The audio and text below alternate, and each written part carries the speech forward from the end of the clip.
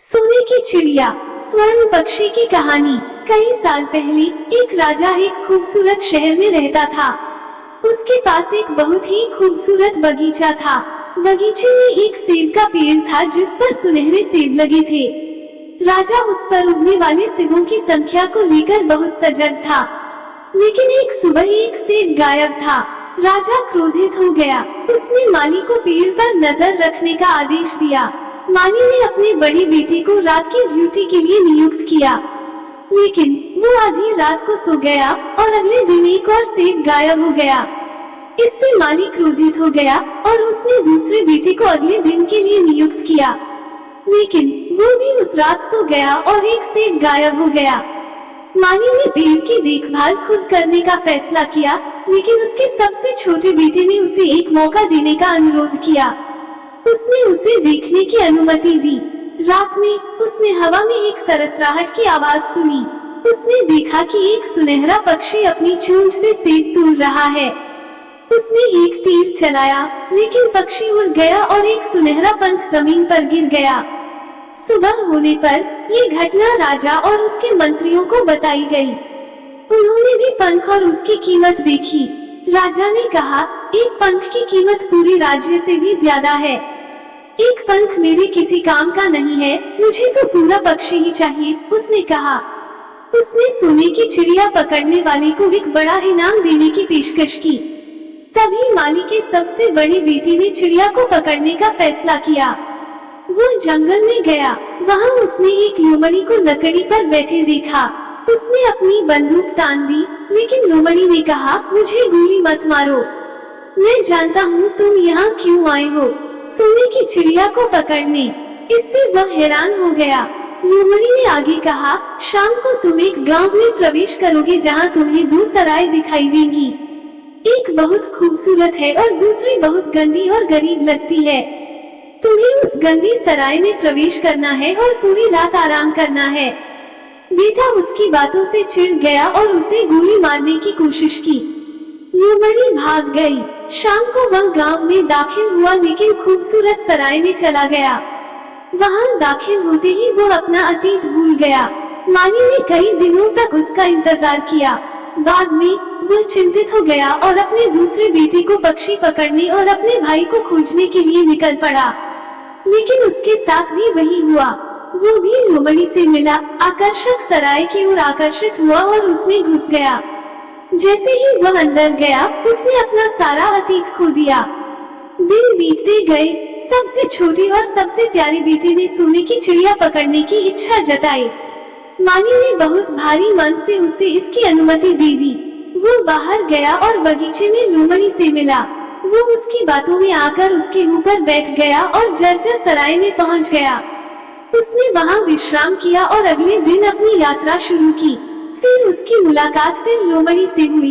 लोमड़ी ने कहा, सीधे जाओ, चुपचाप महल में प्रवेश करो, हर कमरे की जांच करो। एक कमरे में तुम्हें एक जर्जर पिंजरे में कैद सुनहरी चिड़िया दिखाई देगी। वहाँ एक सोने का पिंजरा भी था, लेकिन पक्षी को आलीशान पिंजरे में मत डालना, नहीं तो पछताओगे।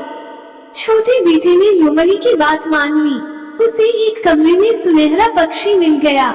लड़का उसे लकड़ी के पिंजरे में देखकर दुखी हुआ, इसलिए उसने पिंजरा खोलने की कोशिश की, लेकिन अलार्म इतना जोर से बजा कि सभी सैनिकों ने उसे पकड़ लिया। अदालत ने उसे मौत की सजा सुनाई या फिर राजा के लिए सुनहरा घोड़ा लाने को कहा।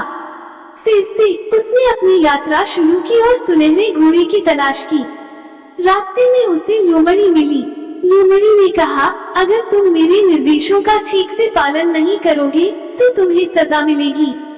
सीधे जाओ, तुम्हें एक महल दिखाई देगा, उसमें प्रवेश करो, तुम्हें सुनहरा घोड़ा मिलेगा। तुम्हें चमड़े की काठी और सोने की काठी भी मिलेगी। सोने की काठी मत उठाना, नहीं तो तुम्हें गिरफ्तार कर लिया जाएगा। बेटे ने उसी रास्ते से महल में प्रवेश किया। उसे घोड़ा तो मिल गया, लेकिन उसने उसे ठीक करने के लिए सोने की काठी का इस्तेमाल किया, लेकिन उसे फिर से पहरेदारों ने कैद कर लिया। उसे या तो मरने या फिर सुंदर राजकुमारी को लाने की सजा सुनाई गई। फिर वह राजकुमारी को लाने के लिए निकल पड़ा। उसे आधी रात को राजकुमारी के साथ भाग जाना था। लेकिन राजकुमारी ने अनुरोध किया कि उसे एक बार अपने पिता से मिलने की अनुमति दी जाए। दयालु लड़के ने उसे अपने पिता से मिलने की अनुमति दी, लेकिन उसे फिर से पहरेदारों ने गिरफ्तार कर लिया। फिर उसके लिए फिर से एक शर्त रखी गई। राजा ने कहा कि अगर तुम 8 दिनों में पहाड़ी खोद दोगी तो तुम मेरी बेटी को ले जा सकते हो। वो राजा की शर्तों से सहमत हो गया। उसने काम शुरू किया और उसका दोस्त उसकी मदद करने के लिए आगे आया।